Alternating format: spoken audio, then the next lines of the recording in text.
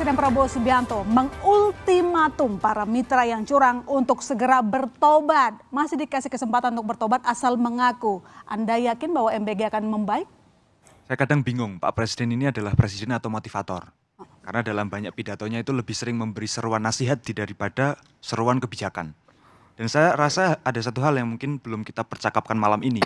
Bahwa beberapa hari terakhir sebelum Pak Dadan ditangkap, percakapan publik kita itu sebenarnya tidak hanya soal MBG, tapi soal bagaimana krisis itu mungkin akan terjadi.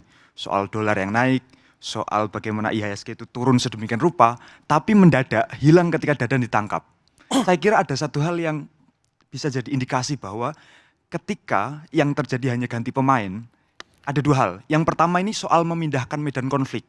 Bahwa sebelumnya orang itu menyerang presiden sebagai orang yang sangat bangga terhadap MBG, kadang kita sebut beliau itu CEO MBG, yang menganggap NKRI ini cuma perusahaan MBG. Itu yang pertama. Yang kedua soal mengkambing hitamkan Pak Dadan. Supaya apa yang biasa dilakukan Pak Prabowo terjadi. Pak Prabowo itu kan punya mentalitas mesias. Jadi beliau itu kalau tidak jadi juru selamat tidak keren. Ini terjadi juga di dalam kasus penangkapan Pak Dadan.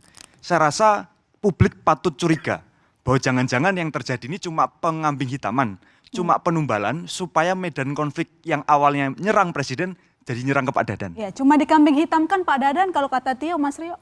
Jadi begini, ketika ada penyimpangan di dalam sebuah program dan itu diketahui oleh presiden dan presiden mengambil tindakan tegas untuk mencopot pejabat yang bersangkutan, saya bingung itu apa bentuk mengkambing hitamkan? Itu bentuk tindakan tegas bahwa presiden tidak memandang bulu.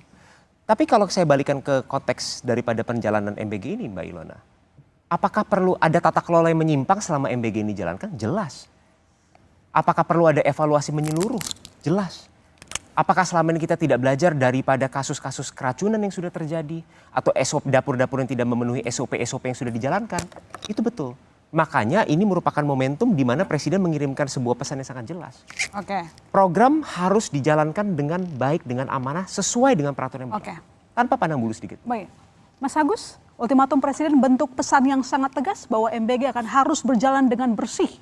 Ya kalau mau tegas, stop dulu programnya. Stop dulu. Hentikan dulu programnya, perbaiki tata kelolanya, buat regulasi yang ajak, yang kuat, hindari konflik kepentingan. Ini kan nggak diatur gitu loh. Ini yang nggak diurus di dalam Badan Gizi Nasional.